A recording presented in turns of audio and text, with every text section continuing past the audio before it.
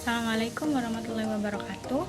Perkenalkan, nama saya Aisyah Nur Cahyati dengan NIM 23210107016. Di sini saya akan menjelaskan tentang materi kelompok 2 pada mata kuliah Pendidikan Kewarganegaraan dengan judul Identitas Nasional sebagai Determinasi Pembangunan Bangsa dan Karakter.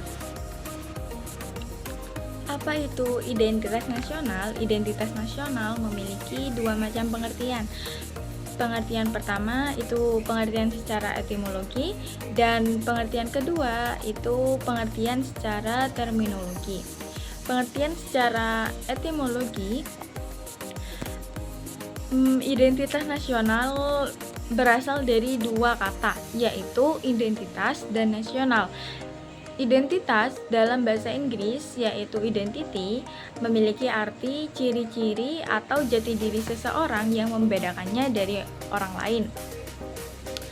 Jadi, identitas nasional adalah jati diri yang membedakan suatu negara dari negara lain. Selanjutnya, pengertian identitas nasional secara terminologi. Di sini saya mengambil dari pendapat Kellan yang menyebutkan bahwa identitas nasional adalah ciri yang dimiliki oleh suatu bangsa yang secara filosofis membedakan bangsa tersebut dari bangsa lain. Selanjutnya adalah faktor pendukung lahirnya identitas nasional. Kelahiran identitas nasional suatu bangsa memiliki ciri, sifat, dan keunikannya, dan sangat bergantung pada faktor pendukung identitas nasional.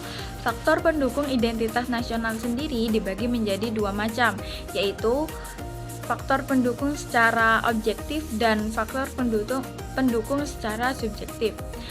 Faktor secara objektif berupa geografis, ekologis, dan demografis. Sedangkan faktor secara subjektif berupa historis, sosial, politik, dan kebudayaan yang dimiliki suatu bangsa. Nah, setelah mengetahui pengertian dan faktor pendukung lahirnya identitas nasional, kita juga perlu mengetahui apa saja sih identitas nasional yang ada di Indonesia. Nah, identitas nasional yang ada di Indonesia sendiri terdapat 9 identitas nasional. Yang pertama adalah bahasa nasional, yaitu bahasa Indonesia. Yang kedua adalah lambang negara, yaitu Pancasila. Yang ketiga adalah bendera negara, yaitu bendera merah putih. Yang keempat adalah lagu kebangsaan, yaitu Indonesia Raya. Yang kelima adalah semboyan negara, yaitu Bhinneka Tunggal Ika. Yang keenam adalah dasar falsafah negara, yaitu Pancasila. Yang ketujuh adalah konstitusi negara, yaitu Undang-Undang Dasar 1945. Yang kedelapan adalah konsepsi wawasan Nusantara, dan yang terakhir adalah kebudayaan daerah yang telah diterima sebagai kebudayaan nasional. Selanjutnya adalah urgensi identitas nasional. Urgensi identitas nasional berasal dari 3 faktor. Yang pertama adalah hak asasi manusia, selanjutnya adalah wawasan Nusantara, dan yang terakhir adalah demokrasi. Yang pertama adalah hak asasi manusia. Hak asasi manusia memiliki 4 prinsip.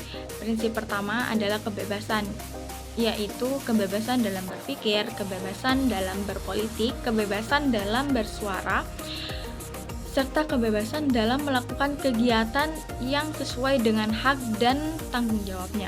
Yang kedua adalah kemerdekaan, seperti perbudakan. Jika sesuai dengan hak asasi manusia, perbudakan itu tidak diperbolehkan. Yang ketiga adalah persamaan.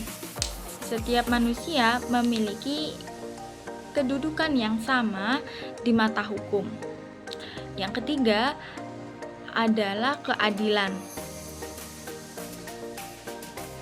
Semua orang harus diperlakukan secara adil, sesuai dengan hak dan tanggung jawabnya. Yang kedua adalah wawasan Nusantara. Kenapa sih wawasan Nusantara itu masuk ke agensi identitas nasional? Karena pada zaman sekarang ini anak mudanya itu banyak yang memiliki wawasan Nusantara yang sedikit. Contohnya jika kita tanya apa ibu kota dari Kalimantan Selatan, pasti banyak yang tidak mengetahuinya. Jadi di sini wawasan Nusantara memiliki 5 aspek. Yang pertama adalah kesatuan wilayah, yang kedua adalah kesatuan bangsa, yang ketiga adalah kesatuan ekonomi, yang keempat adalah kesatuan budaya, dan yang terakhir adalah kesatuan pertahanan. Yang terakhir adalah demokrasi. Negara kita ini merupakan negara yang demokrasi. Tapi benar gak sih negara kita ini sudah demokrasi? Nah, di sini ada 5 gugus pada negara demokrasi. Yang pertama adalah prinsip mayoritas, yang kedua adalah negara hukum, yang ketiga adalah jaminan terhadap hak-hak dasar rakyat, yang keempat adalah kontrol masyarakat terhadap pemerintahan, dan yang terakhir adalah pemilihan umum yang bebas. Selanjutnya adalah tantangan identitas nasional. Tantangan identitas nasional sendiri memiliki banyak tantangan. Namun, di sini kita membahas tentang 4 tantangan identitas nasional. Yang pertama adalah hedonisme. Hedonisme sendiri secara pengertian adalah pandangan hidup yang mengutamakan kesenangan dan kepuasan. Kenapa hedonisme itu termasuk pada tantangan identitas nasional? Karena hedonisme itu tidak sesuai dengan paham Pancasila. Dan juga hedonisme itu memiliki sisi negatif yang membuat seseorang menjadi orang yang individualisme, yang konsumtif, egois, pemalas, kurang bertanggung jawab, boros, dan korupsi. Yang kedua adalah memudarnya rasa nasionalisme dan patriotisme. Contohnya adalah orang yang bangga menggunakan barang dari luar negeri daripada barang dalam negeri. Yang ketiga adalah memudarnya sikap gotong royong. Memudarnya sikap gotong royong ini disebabkan oleh berkembangnya sikap individualistik pada gaya hidup masyarakat. Dan yang terakhir adalah memudarnya sikap sopan santun. Nah, sikap sopan santun ini mulai memudar karena adanya nilai keterbukaan pada globalisasi. Selanjutnya adalah upaya menghadapi tantangan identitas nasional. Nah, upaya yang pertama adalah menerapkan nilai-nilai yang terkandung di dalam Pancasila dalam kehidupan sehari-hari. Yang kedua adalah menanamkan rasa cinta tanah air dan nasionalisme dengan melakukan upaya-upaya seperti melestarikan budaya lokal dan lain-lain.